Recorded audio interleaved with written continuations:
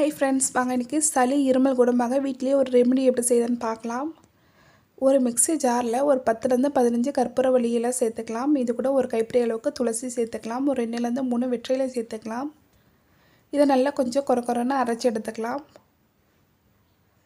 பாருங்கள், நல்லா அரைச்சாச்சு. இந்த மாதிரி கொஞ்சம் கொரன்னு அரைச்சி எடுத்துக்கோங்க. இப்போ அடுப்பில் ஒரு கடாய் வச்சுக்கலாம். கடாய் நல்லா காஞ்ச பிறகு ஒரு அரை கப் அளவுக்கு தேங்காய் எண்ணெய் சேர்த்துக்கலாம். நான் செக்கில் ஆட்டின தேங்காய் எண்ணெய் எடுத்துருக்கேன். எண்ணெய் நல்லா கொதிக்க ஆரம்பிக்குது. இப்போ இதில் நம்ம அரைச்சி வச்சுருந்த கற்பூரவள்ளி, துளசி, வெற்றிலையை சேர்த்துட்டு நல்லா கலந்து விட்டுக்கலாம். அடுப்பு லோ ஃப்ளேமில் வச்சுட்டு நல்லா கொதிக்க விடுங்க.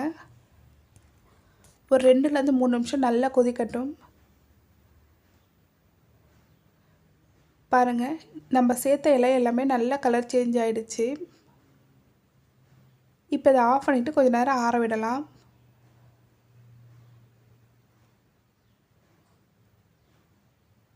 பாருங்கள், ஆஃப் பண்ணியாச்சு. இப்போ இதில் நம்ம கொஞ்சமாக ஒரு 2லேருந்து 3 கற்பூரத்தை நல்லா பொடி பண்ணிவிட்டு சேர்த்துக்கலாம். இதை நல்லா ஒரு வாட்டி கலந்து விட்டுக்கலாம். இது நல்லா ஆறட்டும். பாருங்கள், நல்லா ஆறிடுச்சு. இப்போ இதை நம்ம வடிகட்டி எடுத்துக்கலாம்.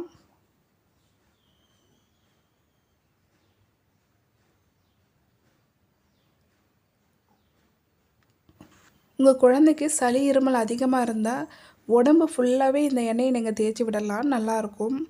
நல்லா மசாஜ் பண்ணுற மாதிரி நல்லா தேய்ச்சி விடுங்க. நெஞ்சில், அப்புறம் முதுகில், எல்லா இடத்துலையுமே நல்லா தேய்ச்சி விடுங்க. நீங்களே பார்க்கலாம், குழந்தைங்க சளி இருமல் தொந்தரவு இல்லாமல் நல்லா தூங்குவாங்க.